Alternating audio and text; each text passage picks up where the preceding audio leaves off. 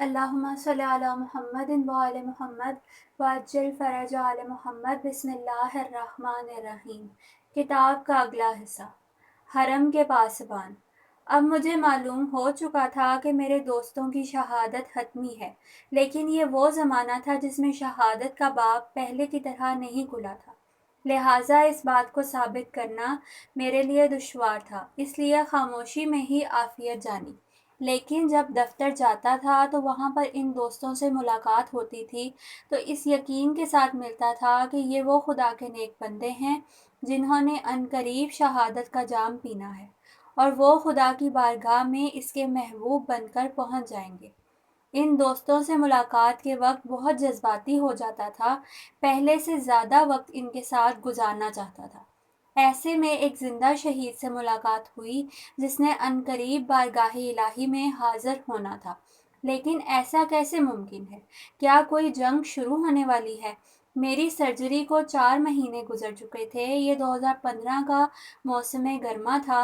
ہم دفتر میں بیٹھے تھے جب اعلان کیا گیا، جو بھی اہل بیت اطہار علیہ السلام کے دفاع کے لیے جانا چاہتا ہے وہ اپنا نام لکھوائے۔ مدافعان حرم میں شمولیت کا باب کھل گیا تھا۔ دفتر والوں میں عجیب جوش و خروش تھا، سب جذباتی ہو گئے تھے۔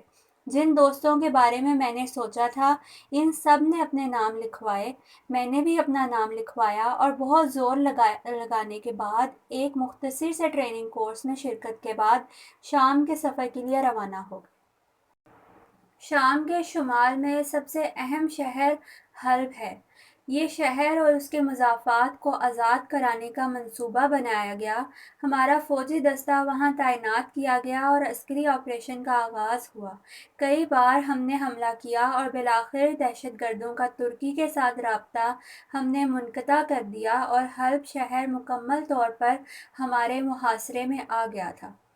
میرے دل و زبان سے مسلسل یہی دعا نکل رہی تھی کہ بار الہ مجھے بھی مدافعان حرم کے کاروان شہداء کے ساتھ ملا دے۔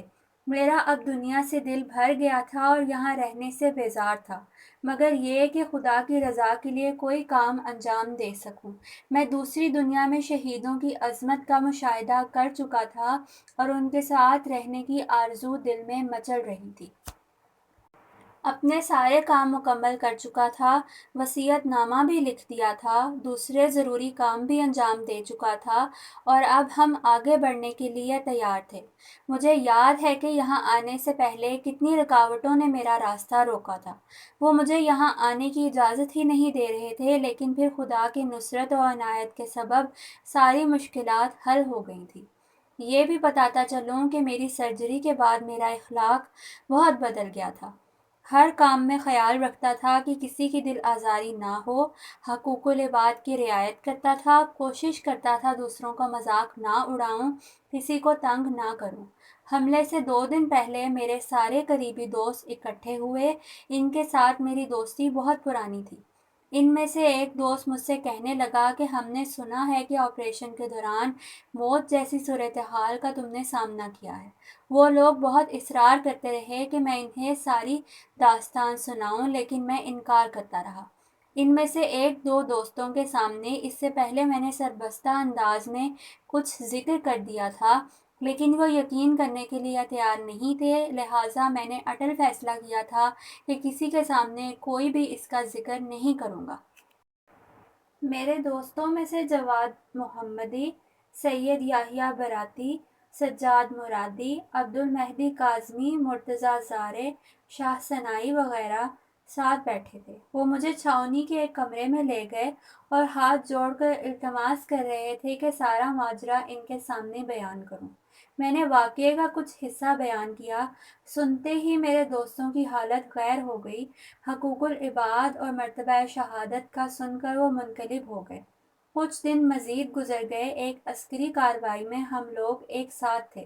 میں زخمی ہو کر گر پڑا تھا، اگرچہ میرا زخم اتنا شدید نہیں تھا، لیکن جہاں پر میں گرا تھا وہ جگہ دشمن کی فائرنگ کی زد میں تھی۔ وہاں سے میرے لیے حرکت کرنا بھی ممکن نہیں تھا۔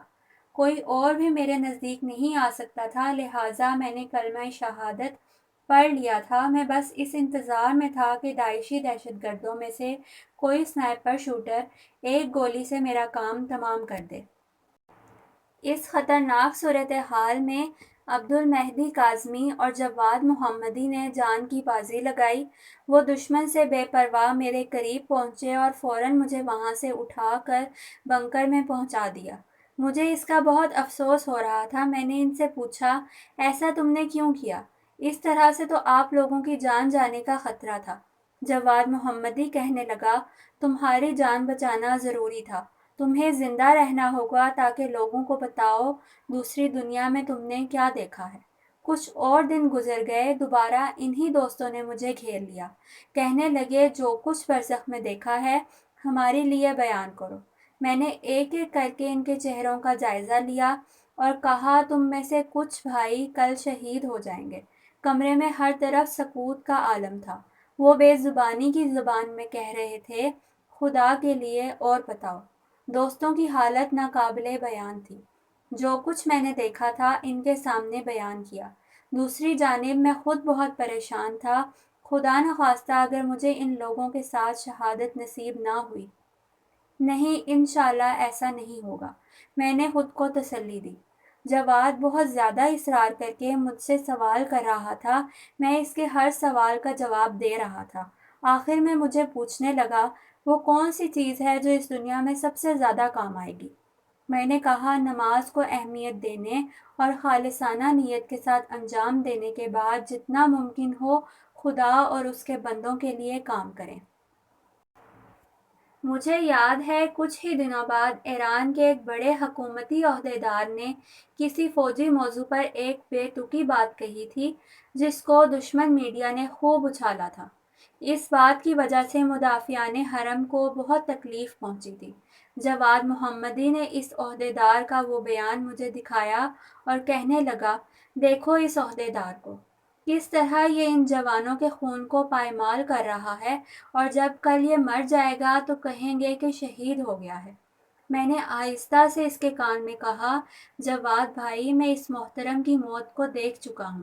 یہ آدمی بہت جلد مرنے والا ہے۔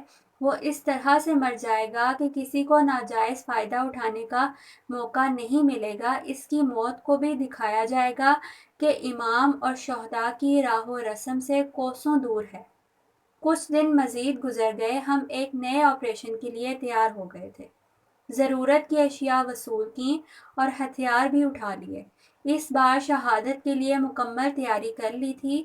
میں نے راکٹ لانچر اٹھا لیا تھا اور ان دوستوں کے ساتھ ہو گیا تھا جن کے بارے میں مجھے یقین تھا کہ وہ شہید ہو جائیں گے۔ سوچا ان کے ساتھ ہی رہوں گا تو بہتر ہے، اور امید تھی کہ سب لوگ اکٹھے ہی شہید ہو جائیں گے۔ آدھی رات گزر چکی تھی، ابھی فوجی دستے کو آگے بڑھنے کا موقع نہیں ملا تھا۔ اتنے میں دیکھا جواد محمدی میری طرف آ رہا ہے۔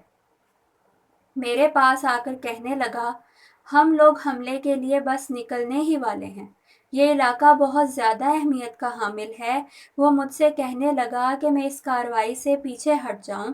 میں نے کہا، ان دوستوں میں سے کچھ افراد عنقریب شہید ہو جائیں گے، ہمارے وہی دوست جو ہمارے ساتھ اٹھتے بیٹھتے تھے۔ میں ان کے ساتھ رہنا چاہتا ہوں، شاید ان کی وجہ سے مجھے بھی شہادت کی توفیق مل جائے۔ آگے جانے کا حکم آ چکا تھا۔ میں پہلے سے تیار کھڑا تھا، کھمبے کے کنارے آگے جانے کے لیے بے صبری سے منتظر تھا۔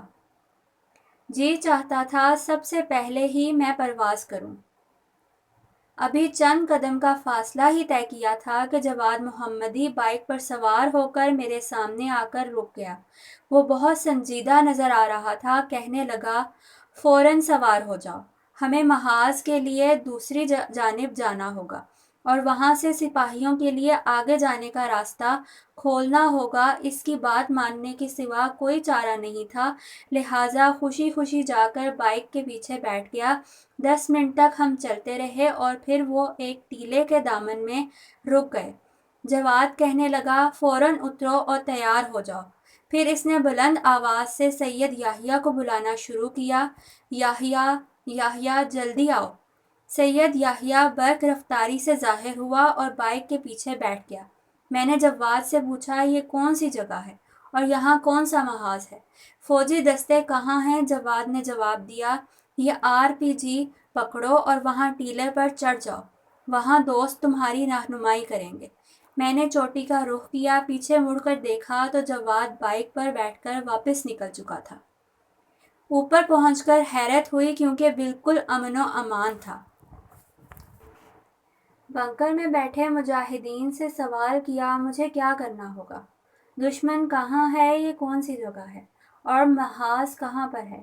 ان میں سے ایک کہنے لگا، آرام سے بیٹھ جاؤ، یہ دفاعی مورچہ ہے اور ہمارا کام صرف دشمن پر نظر رکھنا ہے۔ یا اللہ! اب جا کر بات میری سمجھ میں آ گئی تھی جواد نے میرے ساتھ کیا کیا ہے۔ دوسرے دن کارروائی مکمل ہو گئی تو میں نے جواد کا پتہ کیا۔ دیکھتے ہی میں نے گلہ کیا، جواد تم نے یہ کیا کیا؟ تمہیں کس نے یہ اجازت دی تھی کہ مجھے محاذ سے پیچھے لے کر جاؤ؟ وہ مسکراتا رہا اور کہنے لگا، تمہارا ابھی شہید ہونا ٹھیک نہیں ہے، تمہارا ابھی کام بچتا ہے، تمہاری ذمہ داری ہے کہ دوسری دنیا کی داستان لوگوں تک پہنچاؤ۔ بدقسمتی سے لوگ قیامت کو بھول گئے ہیں، اسی لیے میں تمہیں ایسی جگہ لے گیا تھا جہاں تمہاری جان بچ جائے۔ اس رات میرے دوستوں نے دشمن پر شب خون مارا تھا۔ سجاد مرادی اور سید یحییٰ براتی سب سے پہلے شہداء کے قافلے سے مل گئے تھے، پھر مرتضیٰ زارے، اس کے بعد شاہ سنائی اور پھر عبد المہدی۔ کچھ ہی دنوں میں وہ سارے دوست آسمان شہادت کی جانب پرواز کر چکے تھے جن کے ساتھ میرا اٹھنا بیٹھنا رہتا تھا۔ وہ بالکل اسی انداز میں چلے گئے جس طرح میں نے ان کو دیکھا تھا۔ جواد محمدی کی باری بعد میں آنے والی تھی۔ اصفہان والے مدافعان حرم کو ایران منتقل کیا گیا تو میں بھی خالی ہاتھ مدافعان حرم کی بزم سے واپس ایران لوٹ آیا۔ دل میں حسرت رہ گئی اور میرا وجود ابھی تک اس کی تلخی محسوس کر رہا ہے۔